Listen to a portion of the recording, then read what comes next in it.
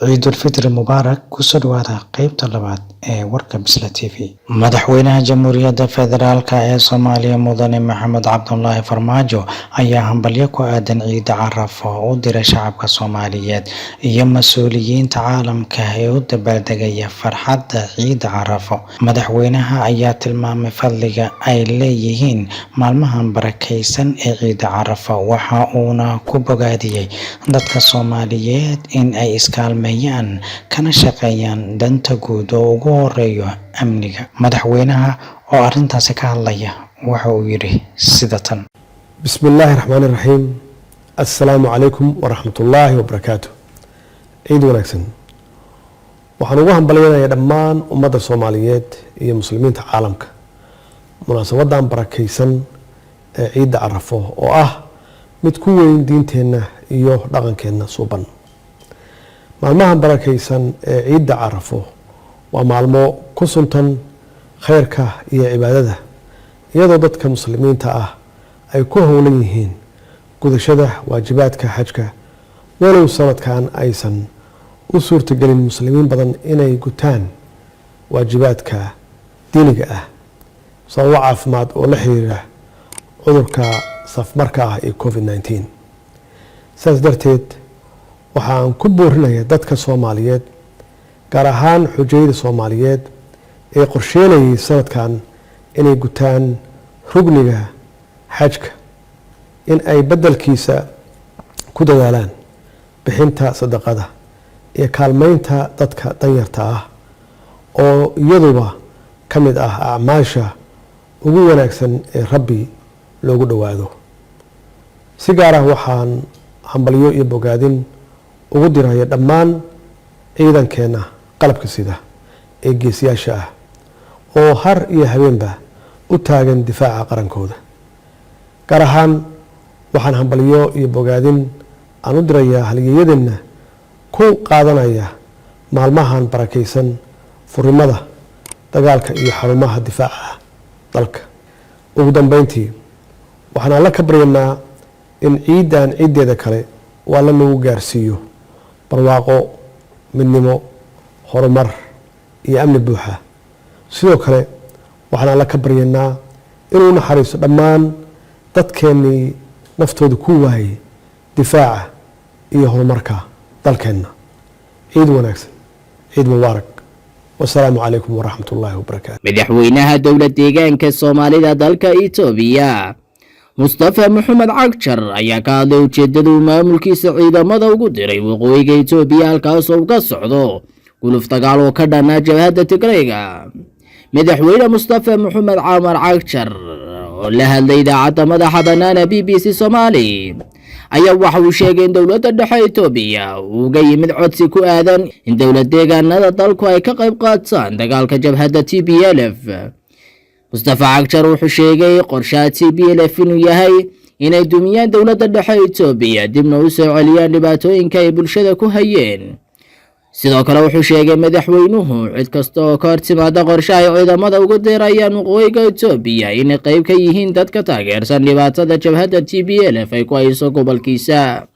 Madaxweynaha deegaanka Soomaalida Itoobiya Mustafa Maxamed Cagjar oo hadalka sii wata ayaa sidoo kale waxa uu sheegay in ciidanka ay direen aanay ahayn ciidan wax u dhimaya howlihii amniga ay ka hayeen deegaanka oo aysan kaalintooda bannaanaan doonin. Kadib kulan saacada qaato ay ku yeesheen magaalada Muqdisho xubnaha golaha midowga musharaxiinta madaxweynaha Soomaaliya waxay walaac hoggaan ka muujiyeen qaabka ay u socdaan howlaha doorashooyinka dalka. Golaha midowga musharaxiinta ayaa baaq degdeg ah u diray madaxda dowladda federaalka iyo kuwa dowlad goboleedyada, waxayna kulankooda ka soo saareen bayaan ay ku cadeynayaan caqabadaha ku horgudboon habsami u socodka doorashada dalka. Golaha midowga musharaxiinta ayaa bayaankooda ku sheegay in weli jirto faragelin uu madaxweyne Farmaajo ku hayo hannaanka doorashada. Bayaanka ka soo baxay golaha midowga musharaxiinta madaxweynaha Soomaaliya ayaa imanaya iyadoo dhowaan guddiga doorashooyinku ay shaaciyeen jadwalka doorashada aqalka sare iyo wakhtiga ay dhacayso. markab laga leeyahay dalka Turkiga oo ku guda jiray waajibaadkiisa iyo kormeerkiisa maalinlaha ah meel ka baxsan biyaha xeebaha Liibiya ayaa soo badbaadiyay 80 tahriibayaal Soomaali ah sida ay xaqiijisay wasaaradda gaashaandhigga ee dalkaasi maalintii Axadda ahayd. markabkan ayaa dhaqaaqay kadib markii uu helay macluumaad ku saabsan muhaajiriinta tahriibayaasha ah iyadoo ay diyaarad helicopter ah oo saaran markabka noociisu yahay TCG Jedis ay durbadiiba bilowday dadaalo indha-indhayna iyo u kuurgelid xaaladda muhaajiriinta. Liibiya ayaa ah barta ay ka baxaan inta badan tahriibayaasha kasii gudbaya badda halista badan ee loo yaqaan Mediterranean-ka. Turkiga ayaa marsii horeysay ka codsaday dowladaha caalamka inay xal u helaan tahriibka galaaftay nolosha muhaajiriin badan oo wadamo kala duwan ka yimid, isagoona ugu baaqay inay si siman u wada qaybsadaan culayska kadib markii dooni ku degtay badda Mediterranean-ka oo ay saarnaayeen 127 qof oo laga waayay 43 ruux oo ka mid ah rakaabka. Warbaahinta Kuuriyada Waqooyi ayaa gubaabisay dhalinyarada dalkaas in aanay adeegsan ereyada suuqdiga ee laga isticmaalo Kuuriyada Koonfureed, waxayna ku wargelisay inay adeegsadaan afka saxda ah ee Kuuriyada Waqooyi. waxaa sidoo kale soo baxay digniino hor leh oo uu baahiyay wargeyska rasmiga ee Kuuriyada Waqooyi oo dadka looga digayo inay qaataan hablabiska timo xiirashada iyo heesaha Kuuriyada Koonfureed. waxay arrintan qayb ka tahay sharci cusub oo adag oo la doonayo in lagu ciribtiro nooc kasta oo saameyn shisheeye ah oo lagu mutaysanayo ciqaab adag. dadka lagu helay inay ku xadgudbeen sharciga ayaa mudan doona xabsi amaba xitaa dil. wargeyska Ronan Zenom ayaa uga digay dadka dhashay sanadkii 2000 wixii ka dambeeyay khatarta dhaqanka boobka ee Kuuriyada Koonfureed, galka dhaqan iyo ideolojiyeed ee boodharka bilicda leh ee burjaawisiyada waxay ka halis badan tahay xataa cadowga hubka inoo haysta, ayaa maqaalka lagu qoray. wuxuu ku nuuxnuuxsaday in Afkuuriyaanka asalkiisu yahay lahjada Pyongyang, sida awgeedna ay daayartu tahay inay si fiican u adeegsadaan. saameynta shisheeyaha ayaa loo arkaa inay khatar ku tahay taliska hanti wadaagga ee Kuuriyada Waqooyi iyo hogaamintiisa Kim Jong-un ee gacanta birta ku haya awoodda waddankaas.